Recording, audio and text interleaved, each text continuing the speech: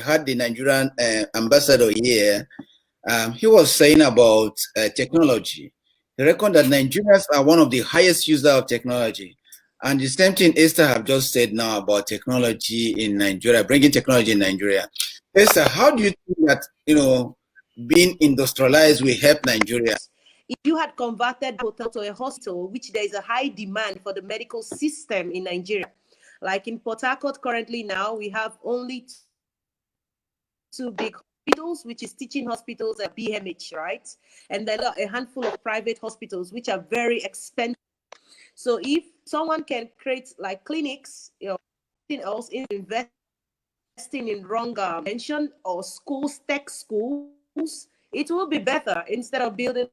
If their money, they would say it's their life. But from a business standard talking, it is not wise for any Nigerian to invest in the hotel industry. It is a waste of money. And even the club system, a lot of them are adapting to building clubs and opening pubs and all. It is still not sustainable. Those clubs don't last up to 5 years. Nigerians are a trend. Whenever new things come up, I grew up in Port Harcourt where clubs, and today they are all gone. But if you go to New York today, you'll find out that there's still clubs of 20, 30 years old. Mm-hmm. But we cannot find Nigeria because we build businesses for a show, not for sustainability, not to make it. A lot of them have these businesses. They look for money to pay their staff, money to run the disease fund. They fund the business because there is no income. And you know how it is. Nigerians are not transparent. There is no record, no bookkeeping. Just like in Australia, whatever kind of business you're doing, if you tell me about your business, it is easy for me to verify your income, your cash flow, and I can ask you for your statements. Nigeria don't have that system, right, where they can give you a detailed breakdown on the ROI, return on investment in the next 5 years. Breakdown. They just keep telling you, last weekend we sold 1 million. How did you know you sold 1 million, 2 million, 3 million? They just hype, right? But it's not sustainable.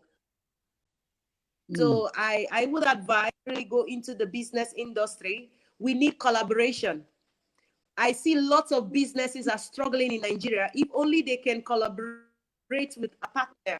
For instance, a girl selling wig, you can partner with the tailor. The tailor sews the wig and we share profits. Nigerians don't know how to make collaboration. There are lots of CEOs everywhere. You see everybody answering CEO. Just want to be like, they feel like organization is like taking the tag, the accolade, I'm the owner of this business. No, it's all about partnership. If we're able to create partnership, we can be able to grow.